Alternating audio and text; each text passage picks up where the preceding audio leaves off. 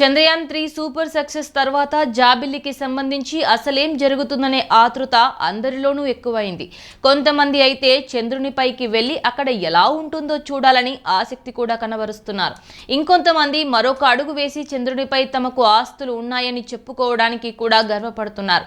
ఈ మధ్య తన తల్లి పిల్లల కోసం చంద్రునిపై భూమి కొనుగోలు చేసిందో మహిళ. నలుగురిలో కాస్త డిఫరెంట్ గా ఉండాలనే ఉద్దేశంతో ఏదో ఒకటి చేస్తూ ఉంటారు. ఈ క్రమంలోనే కృష్ణా జిల్లాలో ఓ వ్యక్తి జాబిల్లిపై 2 ఎకరాలు తీసుకున్నారు. అయితే ఇది కొనుగోలు చేసింది కాదు, ఆయనకు గిఫ్ట్గా వచ్చిందట. బాపులపాడు మండలం వీరవల్లికి చెందిన బొడ్డు జగన్నాథరావు 1994 నుంచి విదేశాల్లో ఉద్యోగం చేస్తున్నారు.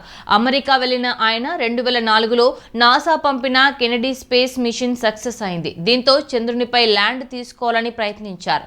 ఇందుకోసం లూనార్ రిపబ్లిక్ సొసైటీని సంప్రదించినట్లు జగన్నాథరావు చెప్పారు. అయితే మొదట్లో అమెరికన్ సిటిజన్స్ కు మాత్రమే జాబిల్లిపై ల్యాండ్ ఇచ్చేవారు. ఆ తరువాత చాలా కాలం పోరాడి చంద్రునిపై భూమి కొనుగోలు చేసినట్లు జగన్నాథరావు తెలిపారు.